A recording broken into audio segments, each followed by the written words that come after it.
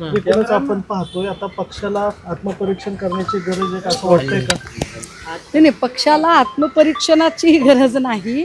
फक्त काय होतं ना की पक्ष नेतृत्वांचा जो साधेपणा आहे त्या साधेपणाचा गैरफायदा नक्की घेतला जातो. पक्षप्रमुखांनी जो विश्वास प्रत्येकावर टाकलेला आहे तो विश्वास माझ्यावर असेल, अहिरांवर असेल किंवा तो प्रत्येकांवर, आमच्यापैकी प्रत्येकजण, दानवे असतील, आमच्या सगळ्यांची एक अकाउंटेबिलिटी असते की आमच्यावर इतका विश्वास टाकलेला आहे तर आम्ही त्या विश्वासाला पात्र ठरण्यासाठी झगडलं पाहिजे. पण तो विश्वास आमच्यावर दाखवलेला असतानाही जर आमच्याकडनं चुका होत असतील तर अशा वेळेला आम्ही काय करतोय याचं अकाउंटिंग पक्षाकडून झालं पाहिजे असं नक्की वाटतं, इन्क्लुडिंग मी.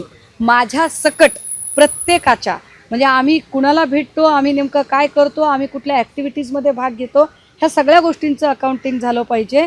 कारण एका व्यक्तीला एवढी पदं दिल्यानंतर, जसं सामनामध्ये आज अहिरांना दिलेली पदं एवढी सगळी दिसत आहेत, तर एका व्यक्तीला इतकी पदं देण्याची गरज काय, हा प्रश्न आमच्यासारख्या सामान्य शिवसैनिकांना पडतो.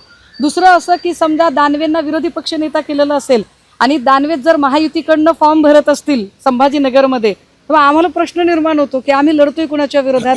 तर ह्या ज्या गोष्टी आहेत याचं अकाउंटिंग झालं पाहिजे आणि पक्षाच्या बैठकीत निश्चितपणे यावर चर्चा सुद्धा झाली पाहिजे. एका दिवसात झालं नसेल ना, एक्झॅक्टली मी तेच म्हणते की या सगळ्या गोष्टी ग्रॅज्युअली होत जातात.